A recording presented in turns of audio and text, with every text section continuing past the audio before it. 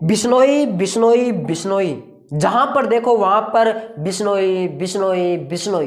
तो चलिए आज हम भी बात करते हैं बिश्नोई के बारे में।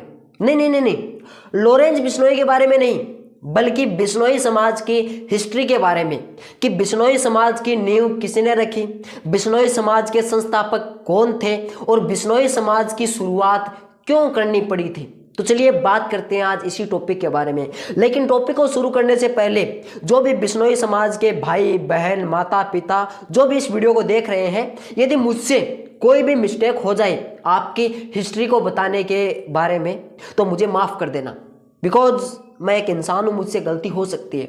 तो चलिए शुरू करते हैं बिश्नोई समाज की हिस्ट्री के बारे में। तो ये बात है जब विक्रम संवत 1508 और सन था 1451, जब प्रेजेंट टाइम में राजस्थान के पीपासर गांव के अंदर एक दंपति रहा करती थी। उस समय 1451 के समय लोहट जी पंवार और हंसा देवी, जिनको कुछ कुछ इतिहासकार केसर देवी के नाम से भी संबोधित करते हैं, तो उस दंपति के घर पर जंबेश्वर जी महाराज या फिर जिन्हें हम जाम्बो जी भी कहते हैं, उनका जन्म होता है। कब? 1451 के अंदर जन्म होता है। और ये जो अपने जंबेश्वर जी महाराज हैं, वो बचपन में यानी बाल्यकाल में वो बहुत ही अजीब बोले तो वो बहुत ही मतलब जो साधारण बालक नहीं करते हैं वैसी हरकतें किया करते थे। जब उनको जो जन्म गुट्टी है वो पिलाने की बारी आई तो उन्होंने किसी भी स्त्री के हाथों से, सारी स्त्री आई, उनको कोई भी स्त्री जन्म गुट्टी नहीं पिला पाई। और वो जो अपनी चौकी थे उसके ऊपर पीठ के बल कभी भी नहीं सोते थे बचपन के अंदर। और वो बचपन के अंदर अपनी जो पलके हैं वो पलके भी नहीं झपकाया करते थे और वो कुछ खाया पिया भी नहीं करते थे। बहुत ही रहस्यमयी घटनाएं हुई थी उनके बचपन के अंदर और जो यहाँ पर वर्णित है, मैं एक एक घटनाएं आपको बता रहा हूँ। और उन्होंने एक बार तो अपने आप को बचपन में, जब वो बाल्यावस्था में थे, तब अपने आप को बहुत भारी बना लिया था। इतना भारी बना लिया था कि उनको उनकी माता हंसा देवी, उनके पिता लोहट जी और उनकी बुआ जिनका नाम था तांतु, वो भी उनको नहीं उठा पाई थी, बल्कि वहीं पर उनके घर में काम करने वाली एक दासी ने उनको उठा लिया था। तो हुई ना रहस्यमयी घटनाएं। अब ये बात होगी गुरु जंबेश्वर जी महाराज के बचपन के बारे में, उनके जन्म के बारे में। अब जब गुरु जंबेश्वर महाराज के माता पिता का निधन हो जाता है, उनका स्वर्गवास हो जाता है, तब गुरु जंबेश्वर जी महाराज एक बीकानेर में ही एक समराथल नाम का दौरा पड़ता है। उस समराथल नाम के दौरे पर जाकर रहने लग जाते हैं। वहां पर एक ऊंची चोटी होती है, एक मिट्टी का ढेर होता है, एक ऊंची चोटी होती है मिट्टी के ढेर की। उसी चोटी पर जाकर वो अपना उस चोटी पर सिंहासन बना लेते हैं। वहीं पर जाकर वो अपनी तपस्या करने लग जाते हैं और वो 51 साल की उम्र तक, 51 ईयर की एज तक वहां समराथल नाम के दौरे के ऊपर वहां पर अपने पूजा पाठ किया करते थे। वहां पर अपना जो भी प्रवचन हुआ करता था, वो अपना प्रवचन, वो अपनी अच्छी बातें वहां के लोगों को बताया करते थे कि आपको ये करना चाहिए, आपको ऐसे अपने जीवन को व्यतीत करना चाहिए। और सबसे बड़ी बात, जो भी आजकल के जो पाखंडी गुरु हैं, जो पाखंडी बाबा लोग हैं, जो ये कहते हैं कि सारी दुनिया को छोड़ दो, मोह माया है, वो है, तो जंबेश्वर जी महाराज बिल्कुल भी ये नहीं कहते थे कि इस दुनिया को छोड़ दो, वो बिल्कुल भी ये नहीं कहते थे, बल्कि वो जो गृहस्थ जीवन है उसको सबसे बढ़िया जीवन मानते थे। वो ये कहा करते थे कि गृहस्थ जीवन में रहकर भी व्यक्ति अपने आप को सर्वश्रेष्ठ बना सकता है, तो वो गृहस्थ जीवन को सर्वश्रेष्ठ माना करते थे, ना कि संसार को छोड़ने के विषय में वो कुछ ज्यादा ज्ञान दिया करते थे। नहीं, वो कहते थे कि गृहस्थ जीवन में रहो और अपने आप को अच्छी तरह से उस गृहस्थ जीवन के अंदर लगाओ, गृहस्थ जीवन के अंदर अपने आप को सर्वश्रेष्ठ स्थापित करने की कोशिश करो। यह बात हो गई गुरु जंबेश्वर की बाल्यकाल से लेकर 51 वर्ष की अवस्था तक। तो जो वो समराथल दौरा था उसके ऊपर वो ज्ञान दिया करते थे, अपने अच्छे अच्छे प्रवचन सुनाया करते थे। तो अब वक्त आता है सन 1485 का, वो वहीं पर समराथल दौरे के ऊपर थे और उस दिन जिस क्षण में वो जन्मे थे जिस नक्षत्र में वो जन्मे थे उसी नक्षत्र का समय था और वो 1485 के उसी समय में वो 29 नियमों के साथ, क्योंकि वो 29 नियमों को माना करते थे, वो अपने हिसाब से 29 अच्छे नियमों की पालना करने के लिए सभी मनुष्यों को सिखाया करते थे। तो उन्होंने 1485 के अंदर उन्हीं 29 नियमों के साथ अपना एक अलग समाज उसकी स्थापना की, जिसको कहा गया बिश्नोई। अब बिश्नोई का यदि संधि विच्छेद करते हैं तो 20+9 यानी 29 नियम, इसी के आधार पर बिश्नोई समाज की स्थापना की गई थी सन 1485 के अंदर समराथल धोरे के ऊपर गुरु जंबेश्वर जी महाराज के द्वारा। अब ये जो बिश्नोई समाज था ना, इसकी स्थापना जब की गई थी तो वहां पर एक हवन किया गया था और उस हवन के अंदर एक पहाड़ नाम का पदार्थ तैयार किया गया था। अब पहाड़ क्या होता है? पहाड़ होता है एक शुद्ध जल। तो उस पहाड़ को जो भी ग्रहण करता है, जो भी उस पहाड़ को ग्रहण करता है अपनी सच्ची निष्ठा के साथ, उन 29 नियमों को ग्रहण करने के वादे के साथ, उस पहाड़ को ग्रहण करने के बाद कोई भी इंसान बिश्नोई बन सकता है। और बिश्नोई के अंदर जो भी उस समय बिश्नोई के अंदर कन्वर्ट हुए थे, उसके अंदर सबसे ज्यादा राजपूत, जाट और बनिए, इन 3 कास्ट के लोग सबसे ज्यादा थे बिश्नोई समाज के अंदर जाने वाले। और इनमें से भी सबसे ज्यादा होते हैं जाट बिश्नोई समाज के अंदर। इसीलिए बिश्नोई को जाट बिश्नोई भी कहा जाता है, बिकॉज इसके अंदर सबसे ज्यादा जाट होते हैं, राजपूत और बनिए से भी ज्यादा जाट होते हैं। अब यहां तक ये बात हो गई, बिश्नोई समाज की स्थापना हो गई, गुरु जंबेश्वर जी का प्रवचन हो गया, ज्ञान हो गया, कितने महान गुरु थे वो भी हो गया। अब गुरु जंबेश्वर जी ने जो 29 नियम दिए थे, अब उन 29 नियमों के बारे में बात कर लेते हैं। वो 29 नियम क्या थे, तो चलिए बात करते हैं। तो 29 नियम जो थे वो मैं आपको एक एक करके पढ़ के सुनाता हूं, आप सुनना। तो सबसे पहला नियम था प्रतिदिन प्रातः काल स्नान करना। दूसरा नियम था 30 दिन जनन सूतक मानना। और तीसरा नियम था दिन सजस्वता स्त्री को गृह कार्यों से मुक्त रखना।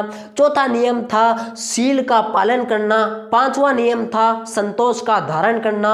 छठा नियम था बाहरी एवं आंतरिक शुद्धता एवं पवित्रता को बनाए रखना। सातवां नियम था 3 समय संध्या उपासना करना।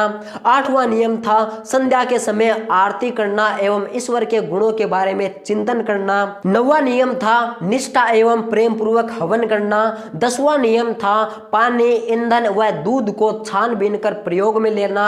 11वां नियम था वाणी का संयम करना। 12वां नियम था दया एवं क्षमा को धारण करना। 13वां नियम था चोरी नहीं करनी। 14वां नियम था निंदा नहीं करनी। 15वां नियम था झूठ नहीं बोलना। 16वां नियम था वाद विवाद का त्याग करना। 17वां नियम था अमावस्या के दिन व्रत करना। 18वां नियम था विष्णु का भजन करना। 19वां नियम था जीवों के प्रति दया का भाव रखना। 20वां नियम था हरा वृक्ष नहीं कटवाना। 21वां नियम था काम, क्रोध, मोह एवं लोभ का नाश करना।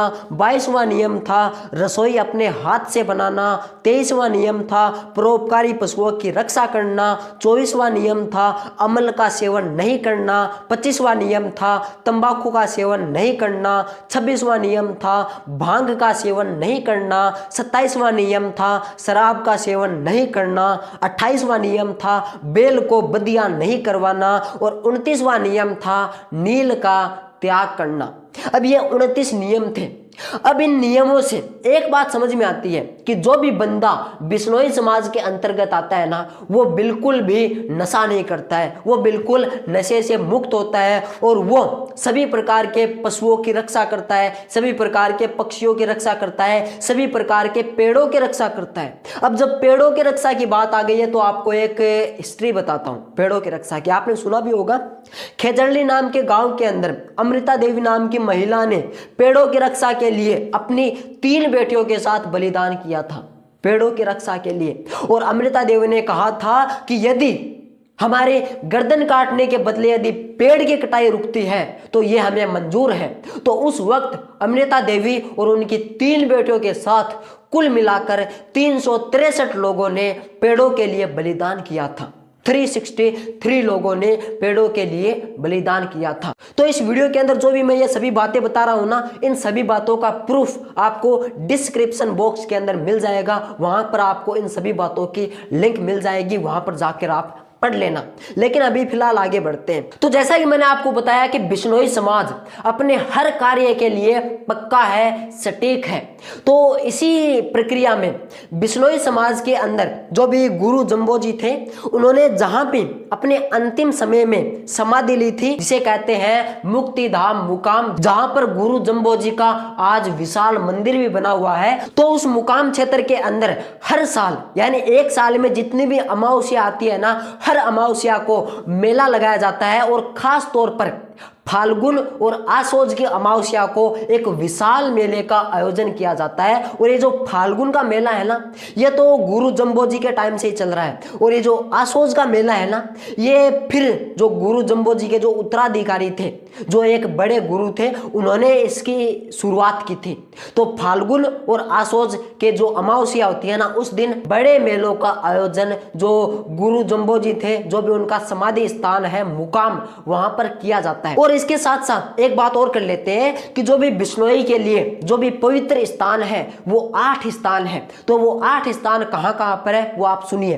तो पहला स्थान है पिपासर धाम, जहां पर गुरु जंबो जी का जन्म हुआ था। दूसरा स्थान है मुकाम, जहां पर गुरु जंबो जी ने अपनी समाधि ली थी।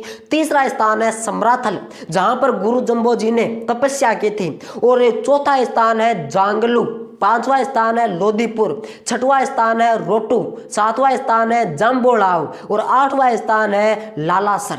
ये 8 स्थान है जहां पर बिश्नोई समाज के प्रमुख मंदिर है। और अलग अलग जो ये 8 स्थान है, वहां हर स्थान पर जाकर गुरु जंबो जी ने अपना प्रवचन दिया था। हर स्थान पर कुछ ना कुछ नई बातें कही थी हर स्थान पर। तो इनका महत्व अलग अलग है, वो आप डिस्क्रिप्शन बॉक्स में जाकर वहां पर लिंक है, वहां पर क्लिक करके आप पढ़ लेना क्या क्या महत्व है। तो चलिए, यहां तक बात हो गई पवित्र स्थानों की और जो भी गुरु जंबो जी का समाधि स्थान था उसकी, और जो भी मेला भरता है हर अमावस्या के दिन उसकी। अब जो बिश्नोई समाज है ना, जो भी उनके 29 रूल है, उनके अंदर एक रूल आता है नील का त्याग। अब ये नील क्या होता है? आपने सुना होगा कि पहले अंग्रेजों के दौरान, हालांकि ये बात बहुत पहले की, लेकिन अंग्रेजों के दौरान जो अंग्रेज थे वो किसानों से नील की खेती करवाया करते थे, नील की खेती। और ये जो नील है ना, ये पहली बात तो इसका नुकसान ये होता है कि जहां पर इसको उपजाया जाता है वो जो खेत होता है ना, वो पूरा बंजर हो जाता है। वहां पर उस नील की खेती के बाद कोई और फसल अच्छी तरह से नहीं उगती है। और दूसरी बात, ये जो नील का जो पदार्थ है, इससे कई सारी हानिकारक या फिर कह दीजिए कई सारी मदिरा बनाई जाती है, जिसे हम शराब कहते हैं, उसको बनाने में इसका उपयोग लिया जाता है। तो इसके कारण गुरु जंबो जी ये कहते हैं कि नील का त्याग करो। और उन नियमों के अंदर एक नियम और आया था कि बेल को बदिया नहीं करवाना। अब ये बदिया क्या होता है? बदिया होता है कि कोई भी जो पशु होता है, जो मजबूत पशु होता है, जैसे बैल हो गया, जैसे अपना जो झोटा जिसे हम कहते हैं भैंसा, वो भैंसा हो गया, जैसे उनको जोतने का काम किया जाता है, उनको जोतने के काम में लिया जाता है, तो वो सही तरह से तभी उस काम में सक्सेस हासिल कर पाते हैं जब उनको बदिया करवा दिया जाता है। यानी जो उनके अंदर जो भावना होती है, जो काम की भावना होती है, उस काम की भावना को बंद करवा दिया जाता है, जिसे हमें इंसानों के अंदर नसबंदी कहते हैं। उसी प्रकार बदिया होता है पशुओं के अंदर, तो वो बदिया करवाना। तो इसके अंदर लिखा गया है कि बैल को बदिया नहीं करवाना है। बैल को जो अपना काम है उस काम को निकालने के लिए, अपने खुद के फायदे के लिए बैल को बदिया नहीं करवाना है। ये बिश्नोई के 29 नियमों के अंतर्गत एक नियम आता है। अब यहाँ पर बिश्नोई समाज की स्थापना पढ़ ली, गुरु जंबेश्वर जी का योगदान पढ़ लिया, गुरु जंबेश्वर जी ने बिश्नोई समाज की स्थापना कैसे की वो भी पढ़ ली, और जो बिश्नोई समाज है वो अपने इरादों का, वो अपने नियमों का कितना पक्का है वो भी जान लिया। कईयों ने बलिदान भी दे दिया है, जैसे अमृता देवी, उनका इतिहास भी हमने पढ़ लिया। लेकिन अभी एक चीज और पढ़नी बाकी है। वो चीज ये बाकी है कि ये जो बिश्नोई समाज है इसके अंदर क्या राजपूत, जाट, बनिए यही शामिल हो सकते हैं या फिर कोई भी शामिल हो सकता है? तो इसके अंदर कोई भी शामिल हो सकता है। इसके अंदर शामिल होने की एक शर्त है। शामिल होने की शर्त यह है कि आपको हवन करने पड़ेंगे, आपको अमावस्या के दिन व्रत रखना पड़ेगा, आपको जानवरों पर दया भाव रखना पड़ेगा, आपको पेड़ों को बचाने के लिए अपना जीवन भी न्यौछावर करना पड़े तो वो भी करना पड़ेगा। और आपको बिश्नोई समाज के जो भी अन्य 29 नियम और है उनकी पालना करनी पड़ेगी। और आपको पहाड़ा जो जड़ होता है वो ग्रहण करना पड़ेगा, वो आपको ग्रहण करके बिश्नोई के अंदर परिवर्तित होना पड़ेगा। और यदि आप एक बार बिश्नोई के अंदर परिवर्तित हो गए तो आप कोई भी एनिमल हंटिंग नहीं कर सकते हैं, किसी भी प्रकार जानवरों को नुकसान नहीं पहुंचा सकते हैं और ना ही पेड़ पौधों को नुकसान आप पहुंचा सकते हैं। अब जो बिश्नोई समाज है ना, वो हर अपने पवित्र ओकेजन के ऊपर, हर अपने कोई भी मतलब कार्यक्रम होता है उस कार्यक्रम के ऊपर और हर साल एक पौधा लगाता है। हर साल और हर अपने पवित्र कार्यक्रम के ऊपर एक पौधा लगाता है और उस पौधे की रक्षा करता है।